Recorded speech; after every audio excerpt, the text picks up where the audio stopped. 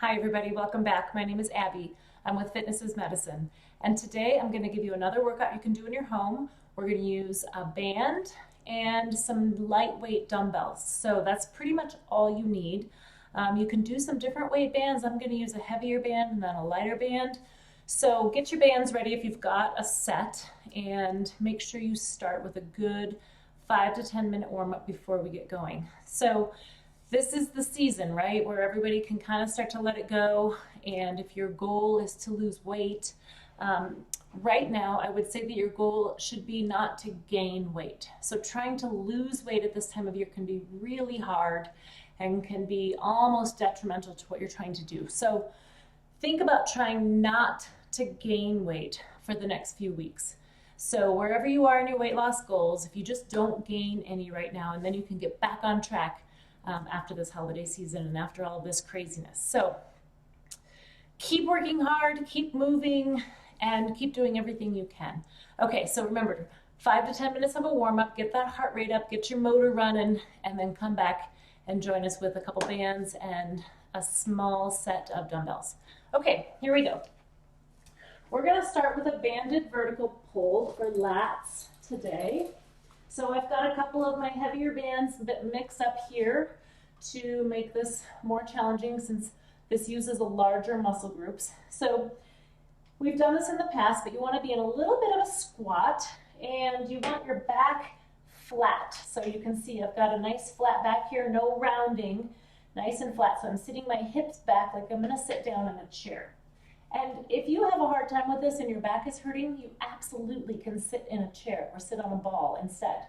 So keeping your head in line with your spine, keeping a good solid weight here, keeping your shoulders away from your ears. You're going to pull that band towards your armpits. So it's a lateral pull here.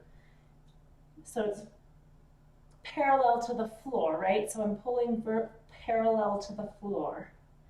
I'm just pulling towards my shoulders. Like I've explained in the past, this can be easier than trying to loop something high to pull down. So this is the same motion as a lat pull down. So you want to keep a nice flat back. Pull that towards your armpits. Breathing the whole way. Good. Okay, then relax. I'm going to actually release a couple of these for one of the upcoming exercises. Okay. Next, we're going to do a side lunge. And this is sometimes better to do like at the kitchen sink or somewhere where you have a good sturdy place to hang on. You can use a chair, something with a sturdy back to it, or a solid foundation. So we're going to do a side lunge like this. And a lot of times at my gym, I do it at, I have a big bar there that's easy to hang on to. So I have people sit back, hanging onto that bar. So if lunging is too much here, just do a weight shift. So step out to the side, both ways. And you can bend that knee just a little bit. You don't have to go into a full lunge. If you're able to, really sit back and do that side lunge. So if you'll notice, when I sit back, I'm sitting my hips really far back so that my knees are protected and I'm in proper form. So I want my ankles to stay over my heels here, going side to side, working one side at a time. If you may notice, I'm bringing my hands forward, and lots of times I will do that because it helps balance. It's sort of a counterbalance for me sitting back.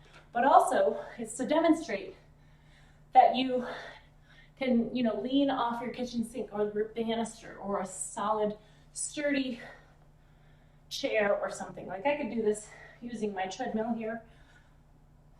We're going to do 10 on each side. Remember, if this is too much, just do a nice weight shift. You can kind of bend your knee just a little. The key to making this successful is taking a big step. So you can keep that knee straight over your ankle. Weight is in your heels. Keeping your chest forward so that you're looking forward. I don't want you down here. Looking forward, staying tall. Let's do one more on each side. All right, good. Now, we're gonna head back over here to our bands that we have for some bicep curls. So, I'm not gonna be able to do the bicep curls with that heavier band that I have on. But I'm going to go like this. So, my arms are out straight. I've staggered my feet to protect my back. And I'm going to curl towards my shoulders here. This is a bicep curl. This is just another way to do it. The other thing you could do is lower this down in your door a little bit further. But your arms are going to go out and straight in front of you. So it's a little bit different angle than we normally do a bicep curl. So important things to watch for are keeping your shoulders down, staggering your feet. They don't have to be in a tandem stance like we do sometimes. You're just staggering them so that your abs are contracted, your back is protected, and your arms are still going through that full range of motion, just at a different angle. So this is a different way to do bicep curls. Curl it all the way up to your shoulders and then slowly back out straight. Still make sure you're going straight. Don't stop here. Go all the way straight for each repetition. We're going to do 10 or 12. If you have a band that's just not quite strong enough, scoot back a little bit. Give yourself a little bit more resistance. If it's too much, scoot forward. You can find that kind of Goldilocks spot, as I like to say, where it's challenging, but it's not too much. Okay, good. All right, now you can use that same band that you just used. I'm gonna just grab this one that I got out separately. And we're going to do an airplane hold, which we've done in the past. And I'm gonna add a little bit of a challenge, a little bit more of a shoulder workout while we're in that airplane hold. If this airplane hold is very challenging all on its own, skip the band part. I like to add a little bit more of a challenge to the airplane hold sometimes. And what I'm gonna do is I'm gonna hold this. You can use any band that you have just to hold it. I want you to hold it straight out in front of you and pulse. So just pull apart, come back together. We're gonna hold this airplane hold for as long as you can. My goal is for you to do it for about 30 seconds. So in this hold, I'm tipping at the hips. This leg is out. This hamstring and glute are working quite a bit in addition to my hip stabilizers. My arms are straight overhead, and my head and neck are staying in line with my spine. Importantly, keep your shoulders away from your ears and just gently pull. So you're going to get a little bit of core, shoulders. That stabilizing leg is working really hard to hold you in place. So you're getting ankle and foot all the way up into your hip as stabilizers. Okay, good. So rest your arms a little bit and we'll do the other leg. Like I said, if you're really struggling with the balance with the airplane hold, skip the band part. Just hold the airplane. And you can do it next to something too. You can do it next to a railing of the kitchen sink or a treadmill, something like that. So keeping those shoulders down away from your ears, just gently pulling apart. Breathing. Keeping your abs nice and tight. If you're feeling this in your low back, it could mean that you're kind of keeping your pelvis tucked a little bit. Really sit back. Think about sitting your hips back like you're going to go start sitting into a chair. So even if you're having to touch down or wobbling just a little, work on each side for about 30 seconds. This is really a full body workout, which you're going to feel as you continue to do it, or a full body exercise. Okay, we're really working your shoulders today, as you may notice. Now we're gonna pick up, like I said, a small set of dumbbells. And let's do a tandem stance. I want you to raise them up. Remember, we're just gonna hold them up to a diagonal, not straight out, just a little bit of a diagonal. And I want you to pulse. So I'm not doing a very large movement, and I'm not engaging my back at all.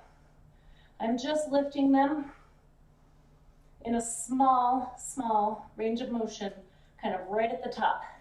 I don't want you to be up here. I want you to be just below the height of your shoulders. So keep pulsing that. If you found that you've grabbed too heavy of a set, that's okay. Put them down and grab a smaller set. The other thing is, if you don't have a small set of dumbbells, pulsing your arms right here for a minute or so, you're going to feel it in your deltoids. Think about ballerina arms, right? So holding them out for long, long, long, long periods of time. If any of you did dance when you were younger, you know that that starts to burn. So if you don't have any dumbbells, just use your body weight. But if you do, challenge yourself and do, I don't know, maybe 15 pulses or so before you relax. Okay, now we're gonna lower down to the floor for the last one. Make sure I can see myself here. Right down here, we're gonna do double knee lifts on your back. So, lie down and keep your knees bent, feet flat on the floor. Remember, you wanna think about pressing your back into the floor, hands beside your hips. We're gonna lift our knees towards our nose, slowly lower back down. Don't quite set them down on the ground and bring them back up. So this is an abdominal core exercise. Keep your knees bent. Don't straighten them out here. It's really hard on your back. So I'm just having you keep them bent here, especially when your goal is to keep your back flat to this floor, flat to your mat, wherever you're doing this. So it's a little bit of a pelvic tilt to flatten that back to the floor. And your goal is to see if you can keep that in touch there. Really pressing. Your abs are really going to have to work to maintain that. And if you lose it, it's okay. Reset. Put your feet back on the floor, flatten your back, and start over. So you don't have to completely start over, but if you're able to do 2 or 3 before you start to lose it, right at the very end is when it's the hardest. Then stop, reset, and go again. So your goal is to get 10.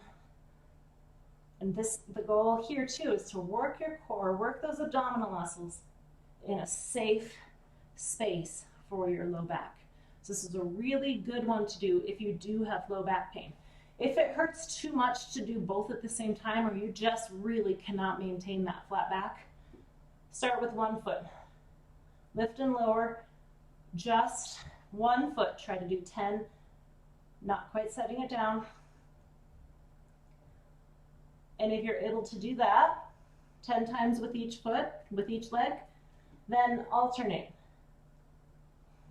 like this. So you're gonna alternate, not quite setting them down, maintaining that flat back to the floor. And then once you're able to do that, once you're able to master that and maintain that flat back with no back pain, then you can graduate to the double knee lifts if you need to. So work on that. Find your level that you need to work on and persevere. So now you can press pause, rewind to the beginning, or you can do 5 to 10 minutes of cardio. Run through this 2 to 3 times total. The second time you do it, it's generally a little bit easier. Your muscles are warmed up, they know what to expect. And the third time can be a little bit more challenging, but then you know you're really building some muscle. So keep moving, everybody. Keep striving. Keep doing everything you can to stay strong and stay healthy. Thank you so much, and I'll see you next time.